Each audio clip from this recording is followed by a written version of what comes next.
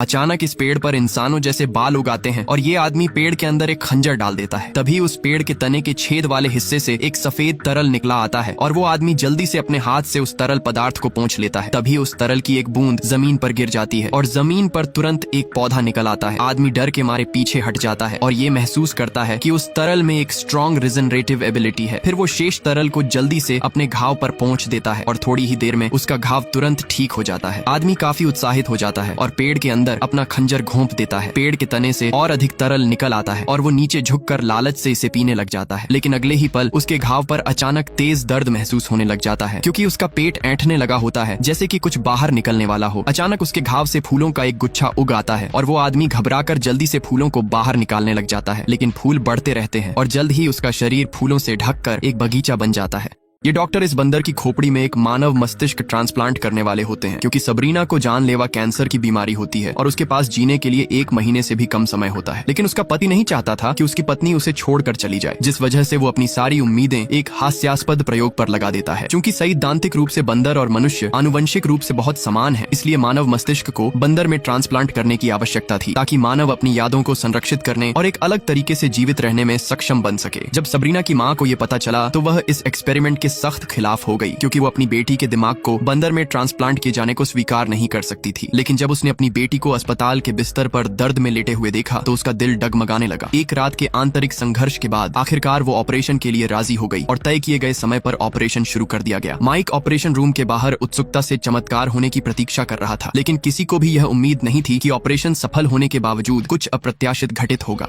ये आदमी काफी दिनों से एक पेड़ में फंसा हुआ था और उसका आधा शरीर पेड़ के अंदर और आधा शरीर पेड़ के बाहरी हिस्से में होता है। कोई नहीं जानता था कि वो आदमी वहाँ कब से फंसा हुआ था। जब एक साहसी नौजवानों के समूह ने उसे पाया तो वे ये देखकर दंग रह गए कि वो आदमी अभी भी जीवित है। जैसे ही आदमी ने उन्हें आते देखा तो उसने उनसे मदद की भीख मांगनी शुरू कर दी। एक लड़का करीब गया और उसने देखा कि आदमी के बगल में पेड़ में एक अजीब सी मशीन फंसी हुई है। जब वे यह पता लगाने की कोशिश कर रहे थे कि यह क्या है, आदमी ने अचानक लड़के की बांह पकड़ ली और उससे अपना दर्द खत्म करने की भीख मांगने लगा। लेकिन उनमें से कोई भी ऐसा करने की हिम्मत नहीं जुटा पाया। उसकी मदद करने का तरीका खोजने के लिए वे पास के एक खाली पड़े गोदाम में भागते हैं ताकि उसके दर्द को कम करने के लिए कुछ दवा खोज सके। लेकिन वहाँ उन्हें एक कंप्यूटर पर एक वीडियो देखने को मिलता है, जिससे पता चला कि वो आदमी अचानक एक सफेद एलियन सीढ़ियों से उतरकर भीड़ में चला आता है और ये भागती हुई महिला अपनी सारी हरकतें रोककर मूर्ति की तरह स्थिर खड़ी रह जाती है। उसके साथी भी जमे हुए होने का नाटक करते हैं, जैसे कि समय निषिद्ध हो गया हो। इस समय रेड वाइन पीता हुआ एक जोड़ा, झूले पर झूलता हुआ एक बच्चा और फुटबॉल को किक मारता हुआ खिलाड़ी सभी अपनी जगह पर चिपके हुए होते हैं। सफेद एलियन धीरे धीरे आगे बढ़ता है और एक बच्चे के पास जाकर उसे स्कैन करने लग जाता है, लेकिन सौभाग्य से उसे कोई गड़बड़ महसूस नहीं होती। बाद में वो एक महिला को घूरने लग जाता है और उसे स्कैन करने पर भी उसे कोई गड़बड़ दिखाई नहीं देती, जिसके बाद वो इस लंबे बालों वाले लड़के के पास चला आता है। हालांकि वो उसे स्कैन के बिना ही जाने वाला होता है, लेकिन तभी उस आदमी की आंख के कोने पर मक्खी आकर बैठ जाती है और मजबूरन उसे अपनी पलक झपकानी पड़ती है। इस हल्की सी हरकत को सफेद एलियन द्वारा देख लिया जाता है, जो तुरंत उस आदमी की गर्दन पकड़ लेता है और महिला यह देखकर तुरंत अपनी टीम के साथ वहाँ से भाग निकलती है। दरअसल इस दुनिया में केवल ये जागृत म्यूटेंट ही सचेत होते हैं और वे दुनिया में बचे हुए एकमात्र म्यूटेंट होते हैं।